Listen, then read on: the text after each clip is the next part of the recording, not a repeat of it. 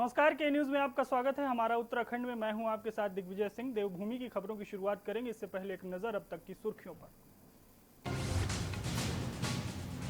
अल्मोड़ा विधानसभा में सीएम त्रिवेंद्र की virtual rally, जनता को किया संबोधित, कहा पर्यावरण को बनाएं और हरा भरा। पीएमयूआई के तहत केंद्र ने 3 फ्री रसोई गैस योजना में किया बदलाव, खुद करना होगा तीसरे गैस सिलेंडर का भुगतान।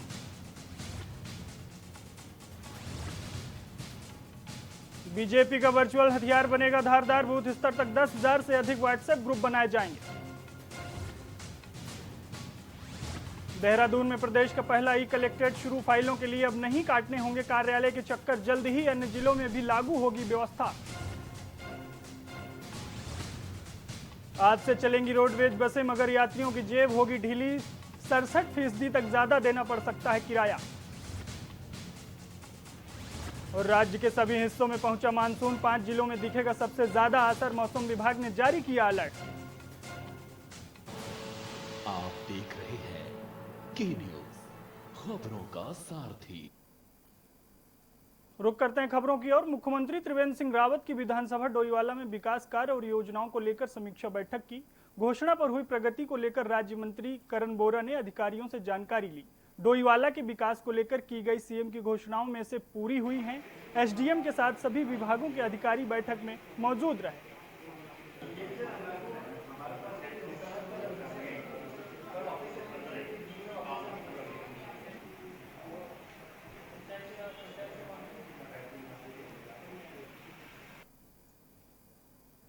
अल्मोड़ा विधानसभा में उत्तराखंड के मुख्यमंत्री त्रिवेंद्र सिंह रावत ने वर्चुअल रैली की, जिसमें उन्होंने जनता को संबोधित करते हुए पर्यावरण को हरा भरा बनाने में सहयोग की अपील की है।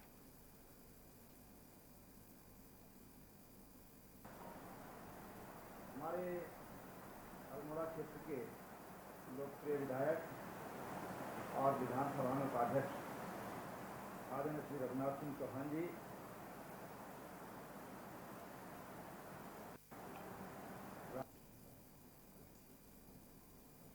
मिशन 2022 से पहले चुनावी जमीन को उर्वरक बनाने के लिए भाजपा वर्चुअल प्लेटफॉर्म को अपना अचूक हथियार बनाने जा रही है।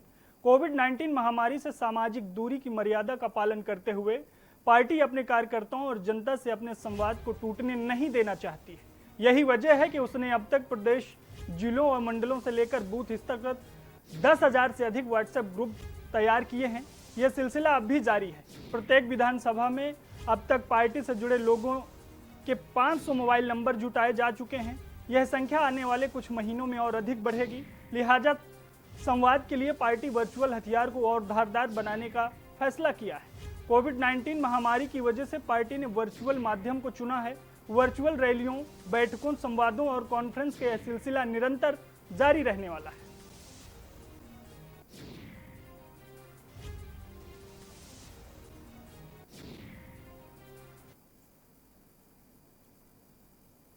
कोरोना संक्रमण के दौरान उत्तराखंड के राज्य मंत्री कर्मचारियों के वेतन में हो रही कटौती का मामला नैनीताल हाईकोर्ट की शरण में पहुंच गया है। मामले को गंभीरता से लेते हुए नैनीताल हाईकोर्ट के वरिष्ठ न्यायाधीश सुधांशु धूलिया की एकल पीठ ने राज्य सरकार को जवाब पेश करने के आदेश दिए। मामले में सुनवाई के बाद न्यायाधीश सुधांशु धूलिया की एकल पीठ ने राज्य सरकार से पूछा है कि आखिर सरकार के द्वारा किस अधिकार से राज्य कर्मचारियों के वेतन में कटौती की जा रही है। अब मामले में 26 जून यानी कल एक बार फिर से सुनवाई होगी और सरकार अपना जवाब कोर्ट में पेश करेगी। उत्तराखंड सरकार ने 29 मई 2020 को एक जियो जारी किया था, जिसके अनुसार समस्त सरकारी एम्प्लॉयज़ या सरकारी कॉरपोरेशंस में जो एम्प्लॉयज़ हैं या इवन अर्ध शासकीय जो विद्यालय हैं, जो एडेड कॉलेजेस हैं, उनके जो स्टाफ और टीचर्स हैं, सबकी एक दिन की तनख्वाह अगले फरवरी 2021 तक, एक महीने में एक दिन की तनख्वाह वो काटी जाएगी।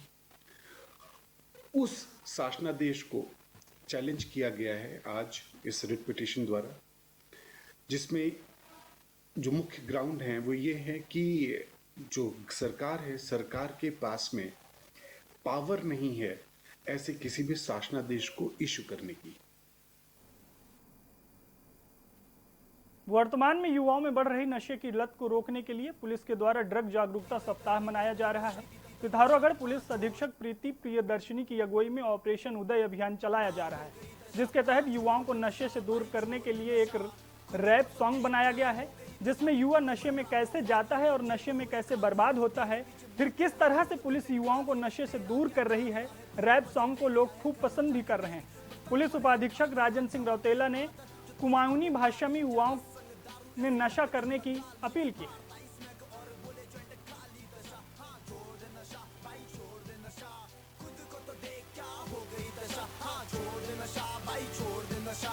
खुद को तो देख क्या हो गई दशा, अब तू बन रहा मवाली, जेब हो रही खाली, देख पीछे मुड़ के हाँ लोग देते गाली, तेरा क्या जारिया है, तू तो मजे ले रिया है, घर में जाके देख बर्तन पड़े हैं खाली, हाँ दम की ये आदत जो तूने अब पाली, चरस संग दारू ऐसी लत क्यों लगा ली, मारता स्मैक और बोले जॉइंट खाली, मजे में शुरू किया अब आदत बना ली, बुरी आदत छोड़ो नशे से तुम दूर रहो, सिगरेट शराब और स्मैक से बचो, सोचो जरा अब खुद के तुम बारे में, हो गया क्या तेरा बेटे आने वाले साल में तू नशा।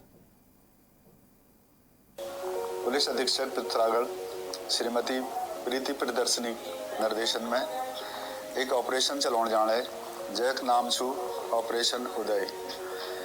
जैक मुख्य उद्देश्य हो कि अपन देश के प्रदेश के जिले में और गांव के नशा मुक्त करना। तो मेरे उत्तराखंड भाई बहन से मित्रन से ये अनुरोध छू कि एक जो ज़्यादा से ज़्यादा प्रचार करो, जेल जो हो हमारे देश सशक्त बन जाओ और कोई ले विदेशी ताकत हमारे देश पे आक्रमण या युद्ध करने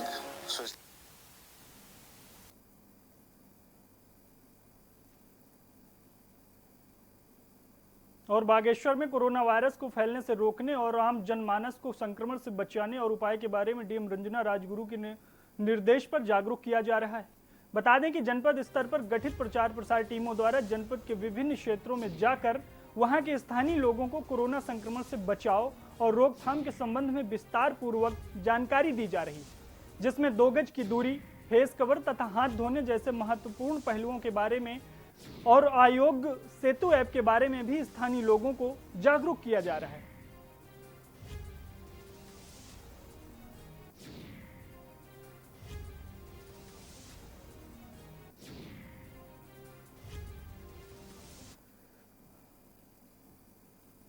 उत्तराखंड में कोरोना काल में आम लोगों के साथ सभी लोग बुरी तरह से प्रभावित हुए, तो वहीं मठ मंदिरों के पुजारियों की भी आमदनी पर कोरोना का असर पड़ा है।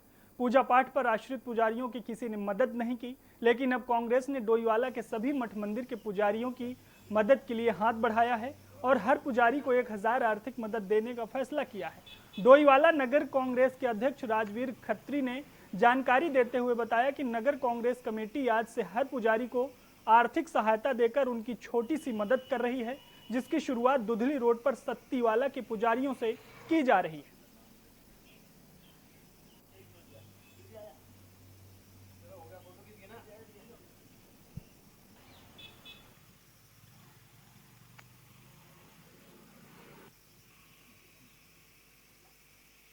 देखिए, आप जानते हैं कोरोना काल में सब कोई प्रभावित थे, तो सबके लिए सरकार ने कुछ ना कुछ किया है।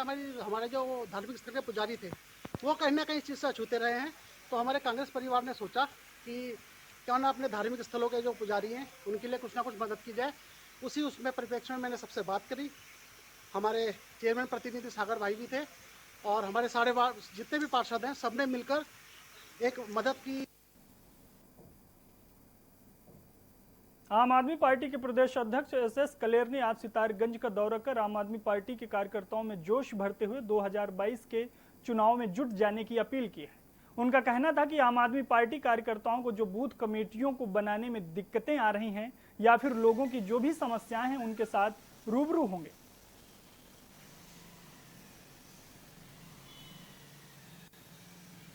मुश्किलों को सुनने के लिए, जो आगे आने वाले समय के लिए कोई दिक्कत ना हो, उन मामलों को हल करने के लिए इनके साथ अपनी टेक्निकल टीम लेके पहुंचा हुआ हूँ, क्योंकि हमारा सारा सिस्टम ही ऑनलाइन है।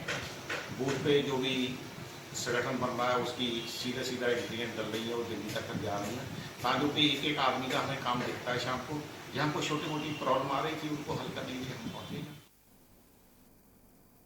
और बाजपुर में पुलिस और जंगलात की संयुक्त टीम ने गाँव के थापन नंगला में 2 घरों में छापेमारी कर खैर के 13 गिल्टे बरामद किए हैं। पुलिस टीम को देखते ही आरोपी फरार हो गए। बरामद खैर गिल्टों की कीमत करीब 50,000 रुपए आंकी जा रही है। आरोपियों के खिलाफ मुकदमा दर्ज कर लिया गया है।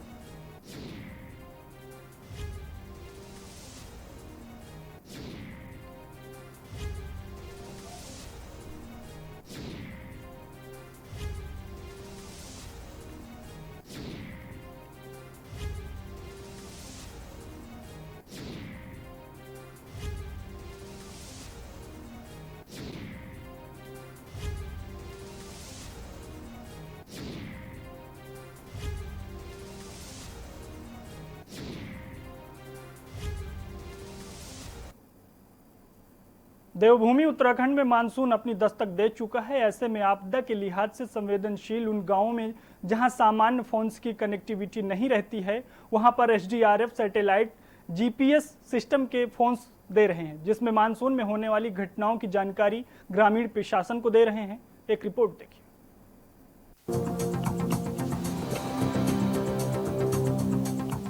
मानसून की दस्तक उत्तराखंड में हो गई है। मानसून सीजन में भारी बारिश से यहाँ भूस्खलन व आपदा संबंधित कई घटनाएं होती हैं। ऐसे में राज्य के कई इलाके ऐसे हैं जहां पर सामान्य फोन की कनेक्टिविटी नहीं है, लिहाजा सैटेलाइट फोन्स ग्रामीणों के लिए काफी मददगार साबित होंगे। बता दें, पहले चरण में एसडीआरएफ ने उत्तराखंड के 3 जिलों को चुना है, जिसमें उत्तरकाशी, चमोली और पिथौरागढ़ है, जहां पर सैटेलाइट फोन्स ग्रामीणों को दिए जा रहे हैं। पिथौरागढ़ जनपद में फोन्स दे दिए गए हैं, अभी 2 और जनपद में इनको दिया जाना है।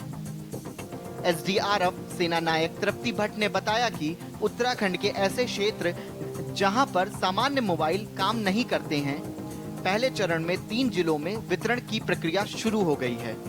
जो दूरस्थ क्षेत्र हैं, दुर्गम पहाड़ी क्षेत्र हैं उत्तराखंड राज्य के, जहां पर सामान्य मोबाइल कनेक्टिविटी नहीं है, ऐसे में जीएसपीएस सिस्टम से हमने जो सैटेलाइट फोन्स का डिस्ट्रीब्यूशन की एक ड्राइव की थी, जिसमें पिथौरागढ़, चमोली और उत्तरकाशी 3 जिलों को पहले चरण में चिन्हीकृत किया गया था और इसमें जो वितरण की प्रक्रिया है वो शुरू हो चुकी है। पहले स्टेज में जो जनपद पिथौरागढ़ है उसमें डिस्ट्रीब्यूशन किया जा चुका है और अब चमोली और उत्तरकाशी को टेकअप किया जाएगा। उत्तराखंड के कई जिले आपदा के लिहाज से बेहद संवेदनशील हैं और दूरस्थ क्षेत्रों में भी हैं, जहां कनेक्टिविटी भी नहीं होती है।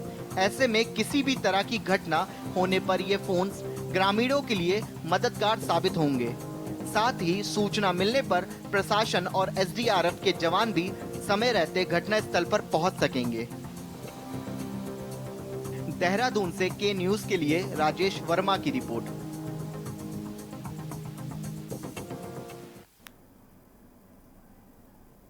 और लॉकडाउन के चलते इंटर और हाई स्कूल के 2 पेपर पर रोक लगा दी गई थी, जिन्हें आज पूरा करा दिया गया है। परीक्षा केंद्रों पर छात्र छात्राओं के साथ कक्ष निरीक्षक की थर्मल जांच और उनके हाथों को सैनिटाइज करके ही परीक्षा कक्षों में भेजा गया। राजकीय इंटर कॉलेज बुललावाला में प्रातः 9 बजे से दोपहर 12 बजे की पाली में गणित का प्रश्न पत्र छात्र छात्राओं ने हल किया।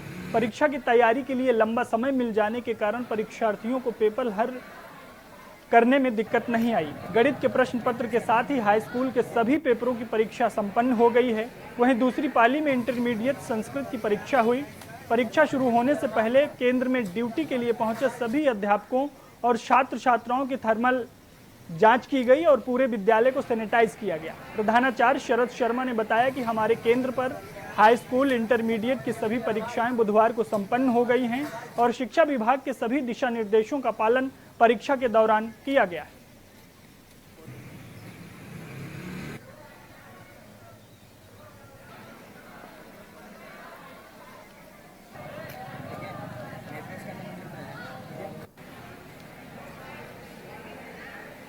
आज जो है हाई स्कूल की गणित की परीक्षा संपन्न हुई है, जिसमें जो है 79 परीक्षार्थियों ने प्रतिभाग किया है।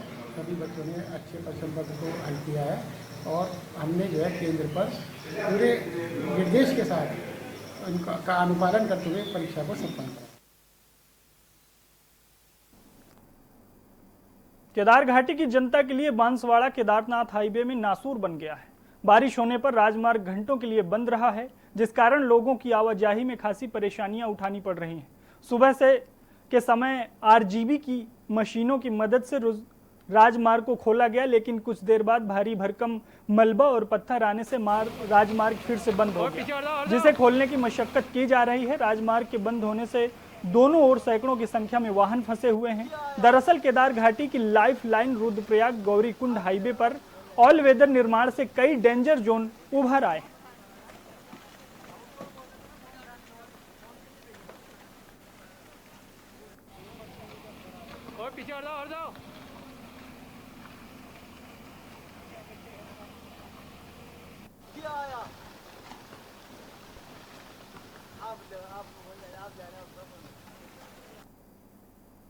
मुख्यमंत्री त्रिवेंद्र सिंह रावत ने बुधवार को मुख्यमंत्री आवास में ई कलेक्ट्रेट प्रणाली का शुभारंभ किया। मुख्यमंत्री ने कहा कि समय की मांग के अनुसार तकनीक का अधिक से अधिक उपयोग जरूरी है। ई कलेक्ट्रेट प्रणाली से लोगों को सुविधा तो होगी ही, साथ ही समय की बचत भी होगी और अनावश्यक कार्यालयों की भागदौड़ भी नहीं करनी पड़ेगी। इस अवसर पर मुख्यमंत्री के IT सलाहकार रविंद्र दत्त, कमिश्नर गढ़वाल रविनाथ रमन, जिलाधिकारी डॉक्टर आशीष कुमार श्रीवास्तव, निदेशक ITDA Amit Sinha, CEO smart city Ranvir Singh Chauhan, ADM वित्त एवं राजस्व सुधीर सिंह बुधियाल, ADM प्रशासन अरविंद पांडे उपस्थित रहे।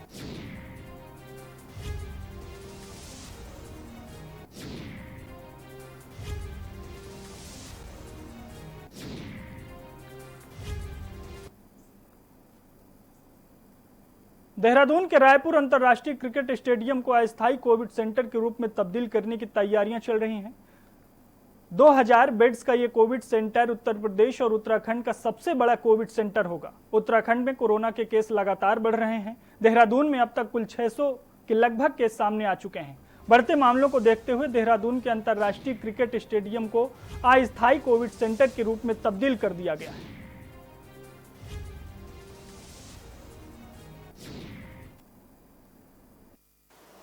महाराणा प्रताप स्पोर्ट्स कॉलेज में जो कोविड केयर सेंटर है वहाँ पर काफ़ी तेज़ी से काम चल रहा है और शुरुआत में वहाँ अभी 500 बिस्तरों की तैयारी की गई है और आवश्यकता पड़ने पर उसको 2000 बिस्तर तक जो है बढ़ाया जा सकता है।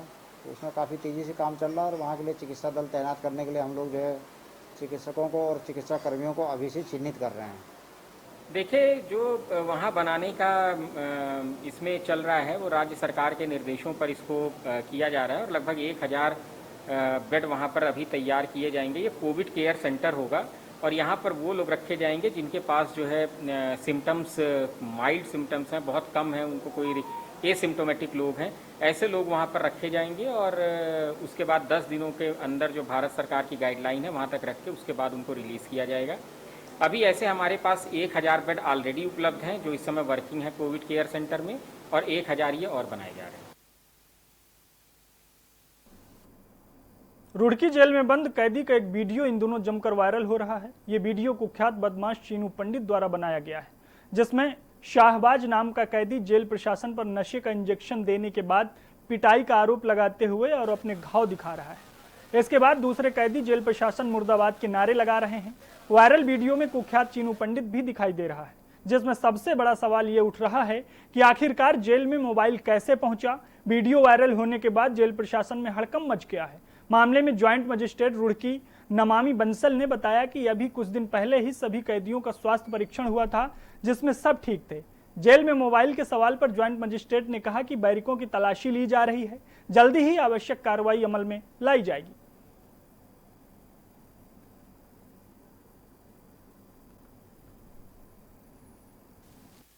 देखिए, जो ये वीडियो प्रकरण है इसमें यही जानकारी लेने गए थे कि किस समय जो बंदी है संबंधित जिसके साथ जिसको चिकित्सकीय उसके लिए ले जाया गया था उसको क्या समय था, रोस्टर रजिस्टर की जांच की गई और साथ ही साथ जो जेलर है कालापानी महोदय उनसे भी जानकारी ली गई कि किस समय डॉक्टर की विजिट हुई थी, किस प्रकार से पूरा मामला है। तो इस संबंध में लिखित आख्या के लिए उनसे कहा गया है और लिखित आख्या से सारे तथ्यों को उजागर। और यहाँ पर वक्त एक ब्रेक का है, ब्रेक के बाद जल्द हाजिर होते हैं।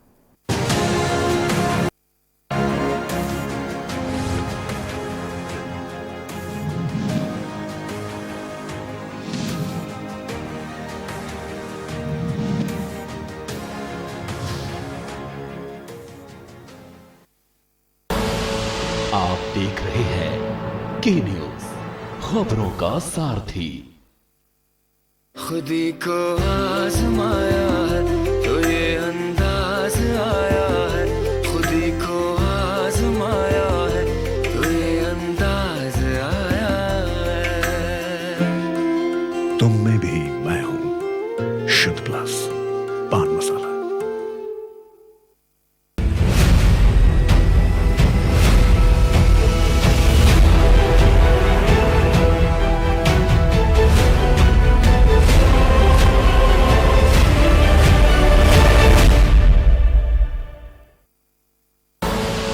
आप देख रहे हैं की न्यूज, खबरों का सारथी।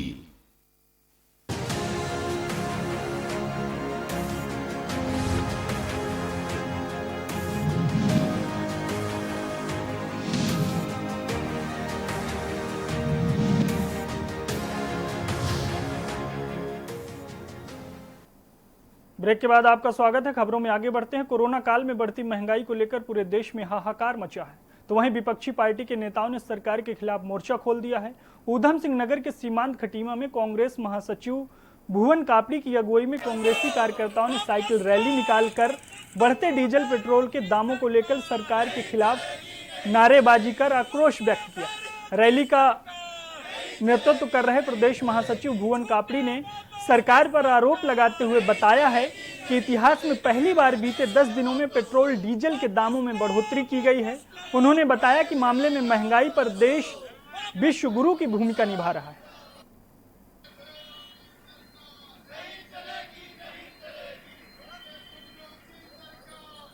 इतिहास में पहली बार लगातार हफ्ते और 10 दिन के अंदर 8-10 रुपए डीजल पेट्रोल में बढ़े हुए हैं, और पहली बार है कि जब डीजल और पेट्रोल के दोनों के रेट बराबर हो गए हैं। पूरे विश्व में कच्चा तेल बहुत ही सस्ता हुआ है हो रखा है, और जबकि हिंदुस्तान जिन देशों को कच्चा पेट्रोल डीजल सप्लाई करता है वहाँ भी जो है कि सबसे सस्ता, हमसे सस्ता जो है पेट्रोल डीजल बिक रहा है। हिंदुस्तान डीजल पेट्रोल के रेटों में सबसे महंगा बेचने वाला देश है। तो मुझे लगता है कि जनता का खून चूसने में विश्व गुरु हिंदुस्तान बन गया है इन पिछले 6-7 सालों में।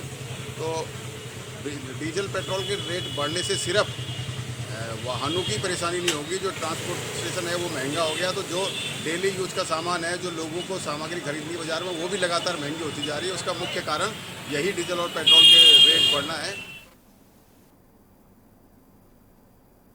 नैनीताल हाईकोर्ट ने देहरादून के करणपुर में मंगला देवी कन्या इंटर कॉलेज और चिल्ड्रन एकेडमी के मध्य लॉकडाउन के दौरान स्कूल की पार्किंग में अतिक्रमण कर निर्माण कार्य किए जाने के खिलाफ दायर जनहित याचिका की सुनवाई हुई।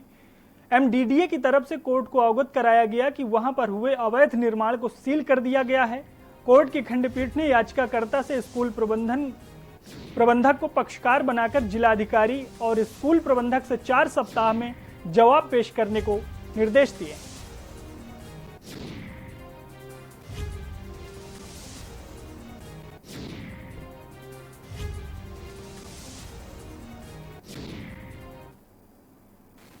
देहरादून में एक स्कूल है करणपुर रोड पर मंगला देवी इंटर कॉलेज, जहां पर कि लॉकडाउन का फायदा उठाते हुए कुछ असामाजिक तत्व और जो हमारे पीएल याचिकाकर्ता है उनके द्वारा बताया गया कि इसमें जो मिलीभगत है वो स्कूल के मैनेजर की भी है, जिन्होंने की बच्चों के खेलने की जगह जहां बच्चे खेलते थे और अपने जो व्हीकल्स है वो पार करते थे, तो वहां पर इन्होंने क्या किया कि लॉकडाउन का फायदा उठाते थे कुछ अवैध निर्माण का काम शुरू कर दिया, जो कि लॉकडाउन खुलने के बाद बच्चों की एजुकेशन और जो खेलने का एनवायरनमेंट है उसमें फर्क डालता। तो इसी को लेके हमारी ये जनहित याचिका माननीय उच्च न्यायालय में पड़ी हुई थी।